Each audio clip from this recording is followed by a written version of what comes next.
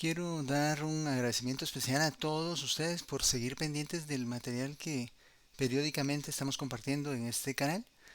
Y el día de hoy pues vamos a conversar sobre aspectos básicos, epidemiológicos y fisiopatológicos de la diabetes mellitus. Ya desde antes de la era cristiana hay registros de descripciones que parecen corresponder a diabetes mellitus, por ejemplo en el manuscrito de Evers en el siglo V a.C. Luego, en Grecia, Areteo de Capadocia, médico griego, describe enfermedades como la tuberculosis, la difteria y la epilepsia. Él le da nombre a la condición caracterizada por poliuria que resulta ser la diabetes mellitus. El término en sí, el significado, es sifón, es decir, una especie de chorro de agua. La primera referencia en la literatura occidental de una orina dulce la realiza Thomas Willis, autor de el mejor tratado de anatomía del cerebro hasta la fecha y que se llamó Cerebri Anatomy. Él mencionaba que antiguamente esta enfermedad era bastante rara, pero en la actualidad, es decir, en los días en los que él profesaba la medicina, la buena vida y la afición por el vino hacía que encontraran casos más a menudo. Después de varios acontecimientos médicos relevantes que llevaron a Langerhans a describir los islotes que llevan su nombre y que están conformados por las células que producen insulina, Banting y Best, quienes figuran en esta fotografía en 1921, descubrieron dicha sustancia, marcando un verdadero hito en la historia natural de la enfermedad y en su tratamiento.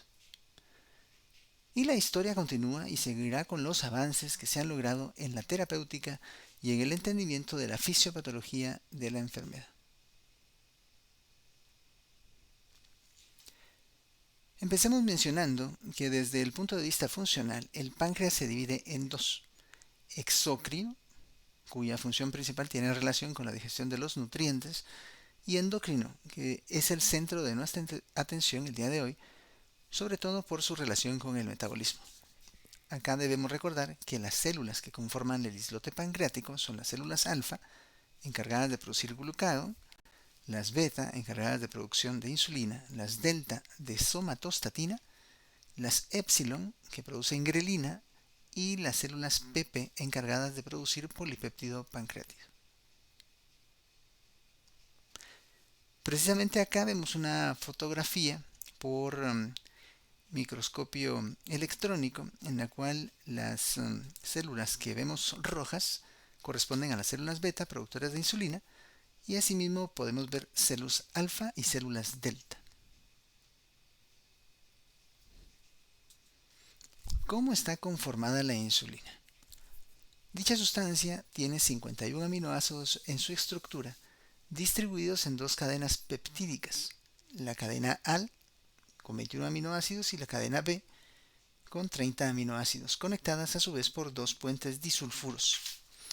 Con una vida media de 3 a 5 minutos, la insulina está diseñada para efectuar su trabajo en respuesta al influjo de los nutrientes, y luego de hacerlo es degradada por las insulinasas, principalmente en el hígado.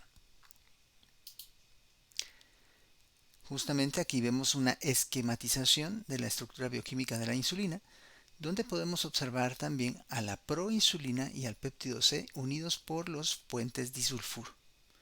De hecho, todas conforman una estructura única cuando son producidas o sintetizadas en la célula beta del páncreas. ¿Cuáles son los componentes estructurales de la célula beta involucrados en la biosíntesis y liberación de la insulina inducida por la glucosa? Primero, el influjo de calcio y glucosa a la célula beta estimula todo el mecanismo natural estructural que concluye en la liberación de insulina a partir de los gránulos secretorios que tienen insulina almacenada, la cual a su vez proviene del aparato de Golgi y del núcleo celular. La liberación de insulina en la circulación es estimulada principalmente por la glucosa, presentando una intensa fase aguda que luego de algunos minutos se reduce, pero que vuelve a aumentar de manera gradual y progresiva cuando el estímulo de la glucosa permanece a través del tiempo. Por ejemplo, cuando se administra una infusión continua de glucosa a una velocidad estable. Cuando se concluye la infusión de la glucosa, concluye también la secreción de insulina en los pacientes que son sometidos a esta prueba. De manera simplificada, se presenta acá una esquematización de la secreción de la insulina y podemos ver que la glucosa al ingresar a la célula beta activa, se permite la concatenación de una serie de mecanismos enzimáticos que terminan a su vez activando la síntesis y secreción de la insulina por medio de la señalización de diacilglicerol y AMP cíclico. También la producción de piruvato induce la mitocondria la actividad del ciclo del ácido tricarboxílico que provoca aumento de la cantidad de ATP y ADP que hay en el interior de la célula, de diacilglicerol y de calcio, y también estimula al final la síntesis y secreción de la insulina. Por otro lado, la activación del receptor de sulfonilureas, al unirse precisamente a sustancias de esa clase, provoca un eflujo de potasio que a su vez induce un influjo de calcio a la célula beta, provocando aumento de la secreción de la insulina. Hemos mencionado que el estímulo más potente para la secreción de la insulina es la glucosa, pero no es el único. Tanto los aminoácidos como algunos medicamentos pueden también estimular la secreción de la misma. De hecho, hay sustancias reguladoras, hay algunas que amplifican la liberación de la insulina inducida por glucosa, como las incretinas, esencialmente la GLP-1 y el GIP, que son naturales, y también sus análogos, y también hay inhibidores de la liberación de la misma, como las catecolaminas, los beta bloqueadores y los diuréticos tiacídicos. La señalización de la insulina termina provocando, mediante la activación de una serie de procesos enzimáticos que involucran factores de diferenciación y activación, dos grandes grupos de efectos: los efectos mitogénicos o de crecimiento y los efectos metabólicos. Esto es importante porque precisamente en los cuadros de resistencia a la acción de la insulina, dicha resistencia es más marcada para los efectos metabólicos, pero sigue ejerciéndose los efectos de tipo metogénico, y eso puede explicar la inducción de anormalidades como la acantosis nígricas en la piel, los acrocordones e incluso el incremento de la frecuencia de algunos tumores en pacientes con resistencia aumentada a la insulina de manera crónica. Desde el punto de vista endocrino, la insulina induce una serie de efectos de acuerdo al tejido al que llega a actuar. En el hígado tendremos efectos catabólicos como inhibición de la ruptura del glucógeno, inhibición de la conversión de ácidos grasos y aminoácidos a cetoácidos e inhibición de la conversión de aminoácidos a glucosa, es decir, gluconeogénesis. Los efectos anabólicos incluyen la promoción del depósito de glucosa como glucógeno y el aumento de la síntesis de triglicéridos y la formación de VLDL. En el músculo, por otro lado, promueve la síntesis de proteínas y de glucógeno, y en el tejido adiposo estimula el depósito de triglicéridos por diferentes mecanismos. Es importante el hecho de que en el cerebro la insulina debe reducir el apetito e incrementar el gasto de energía. Repasando los principios fisiopatológicos de la diabetes mellitus, también es importante recordar los efectos de los péptidos relacionados a glucagón que, de acuerdo al tejido que estimula, así va a ser el efecto. En los islotes, el glucagón estimula la secreción de insulina al oponerse a sus efectos. El GLP-1 estimula la secreción de insulina y de somatostatina, inhibe la secreción de glucagón e inhibe la muerte de la célula beta. El GIP estimula la secreción de la insulina, la somatostatina y el glucagón. En el hígado, el glucagón estimula la glucogenólisis, la gluconeogénesis, la oxidación de los ácidos grasos y la cetogénesis, y a su vez inhibe la síntesis de glucógeno y de ácidos grasos. En el intestino, la GIP estimula la secreción de GLP-1 a partir de células L, y la GLP-2 estimula el crecimiento de la mucosa y la absorción de los nutrientes, y por otro lado inhibe la motilidad. En tejido adiposo, la GIP estimula la adipogénesis, la lipogénesis y la producción de adipoquinas. Y en el cerebro, la GLP-1 inhibe el apetito, en el hipotálamo específicamente.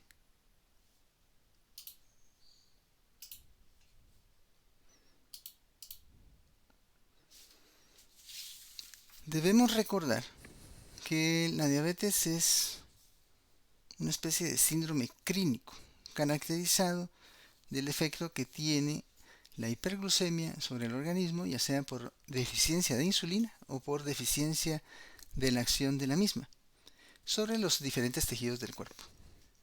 Se clasifica a su vez en diabetes tipo 1, tipo 2, monogénica, secundaria y diabetes gestacional. Se proyecta que para el año 2045 la prevalencia de diabetes mellitus en el mundo se incrementará en un 46% de forma global. Es decir, existirán aproximadamente 783 millones de personas viviendo con diabetes en el mundo. El punto en esta situación, importante tomar en cuenta, es que las estimaciones y proyecciones siempre se quedan cortas. Es decir, termina pasando que los números sobrepasan a lo que se prevé. Para el sector de Centroamérica y Sudamérica, el incremento será aproximadamente del 50% para esa misma fecha.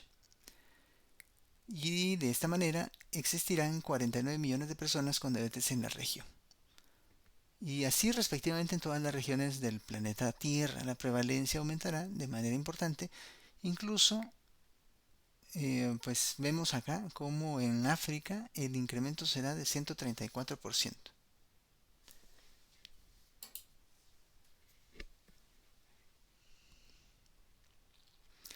A través del tiempo, la prevalencia de diabetes mellitus ha experimentado un aumento importante.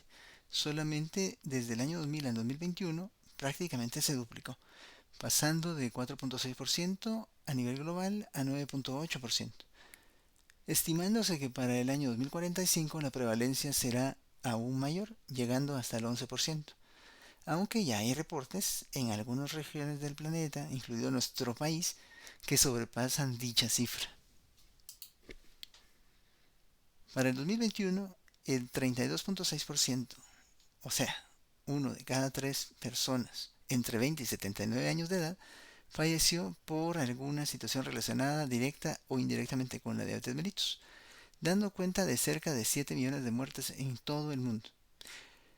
Una situación igual sucede con diabetes tipo 1, ya que del 2011 al 2021 el número de casos nuevos aumentó de 77.8 millones a 110 millones en el mundo.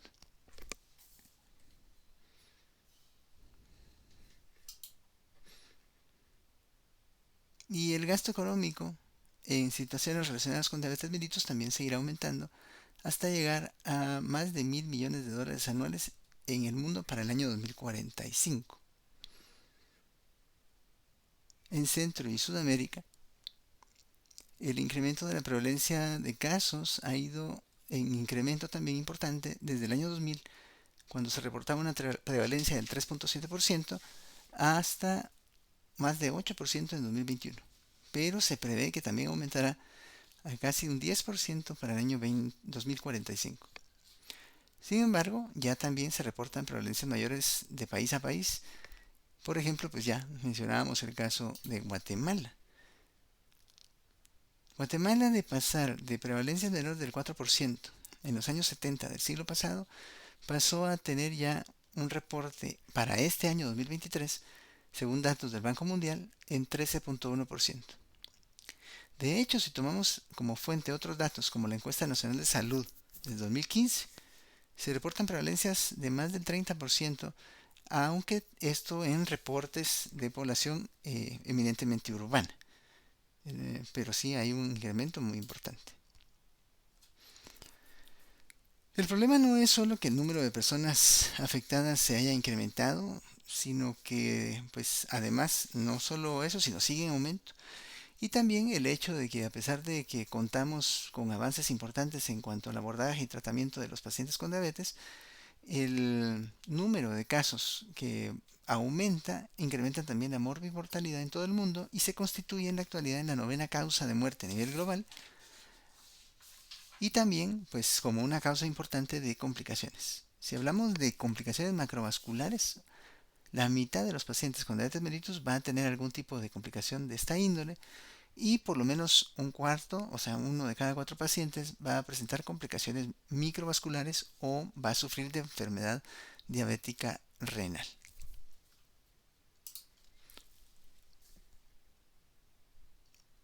A pesar de que podemos ya identificar claramente muchos factores de riesgo para padecer esta condición, seguimos sin lograr intervenciones que tengan más éxito sobre su control y los pacientes terminan eventualmente desarrollando el problema. Pero aquí se mencionan algunos de los factores más importantes: el sobrepeso y la obesidad, que afecta a muchísimas personas con diabetes mellitus tipo 2, más del 90%. El incremento en la expectativa de vida, o sea, la edad también es un factor importante. Contar con antecedentes familiares, la etnia, hay algunas regiones, algunas razas que tienen un riesgo mayor, 2 hasta 4 veces mayor, y la presencia de hipertensión, porque un paciente hipertenso tiene 2.5 veces más riesgo de tener diabetes que las personas que no son hipertensas. Mencionamos que tenemos ya un mejor conocimiento sobre la fisiopatología, pasando de lo que hemos o se denominaba anteriormente el octeto ominoso a lo que ahora se ha dado en llamar la docena deleteria, porque conocemos mejor los diferentes factores que están involucrados en la fisiopatología de los pacientes con diabetes tipo 2. Se conocen los defectos de la célula beta, de la célula alfa, de los problemas que hay a nivel renal, los problemas en estómago e intestino delgado, en la inmunidad y en la inflamación, problemas en área del cerebro, tejido adiposo, músculo esquelético, en el hígado e incluso en la producción de amilina pancreática. Todos estos defectos van a influir de manera negativa en el balance de la glucemia. Por otro lado, la diabetes tipo 1 tiene una causa pues más directa: la ausencia específica de insulina debida a una inadecuada producción de la misma relacionada con la destrucción de las células beta del páncreas. Esto determina entonces que los tejidos como el hígado, el músculo y el tejido adiposo no puedan absorber adecuadamente los nutrientes, sino que continúen entregando glucosa, aminoácidos y otros nutrientes como ácidos grasos desde sus respectivos depósitos hacia la circulación. Estas alteraciones conducen a la producción y acumulación de cuerpos cetónicos, determinando que los pacientes puedan complicarse agudamente con cetoacidosis. En estos pacientes, las pruebas confirmatorias son marcadores de actividad autoinmune, siendo los principales la determinación de anticuerpos antidescarboxilasa del ácido glutámico, los cuales se encuentran presentes más o menos en el 90% de los pacientes que tienen reciente diagnóstico, pero también podemos determinar otros autoanticuerpos como los anticuerpos antislote, los antiinsulina, que son pues muy específicos pero menos sensibles. Desde el punto de vista fisiopatológico, los linfocitos T son los responsables de infiltrar los islotes y producir inflamación de los mismos. A esto se le llama insulitis, la cual conlleva a la destrucción y declinación de la cantidad de células betas del páncreas de los pacientes. Esto es lo que sucede en esta condición de diabetes tipo 1A. En la diabetes tipo 1B no se logra demostrar la presencia de autoinmunidad, pero existe cierta predisposición a cetoacidosis recurrente y eventualmente los pacientes evolucionan a una permanente deficiencia de producción de insulina. Otro tipo de diabetes que tiene un contexto de tipo autoinmune es el diabetes tipo LADA, en la cual se desarrolla una dependencia creciente al tratamiento con insulina, a medida que se reduce la masa de células beta, pues también debido a autoinmunidad. Aunque no es tan frecuente, puede representar hasta un 15% de los casos de diabetes mellitus en adultos previamente diagnosticados con diabetes tipo 2 en áreas o regiones como el norte de Europa. En los pacientes con diabetes tipo MODY, que son pacientes que tienen diabetes de la madurez de inicio en el joven, así sería la traducción, el problema es una mutación monogénica específica de algún gen relacionado con la función de la célula beta o de la insulina. No es tan frecuente, pero es importante sospecharla en el contexto clínico correcto, porque el abordaje terapéutico es bastante específico.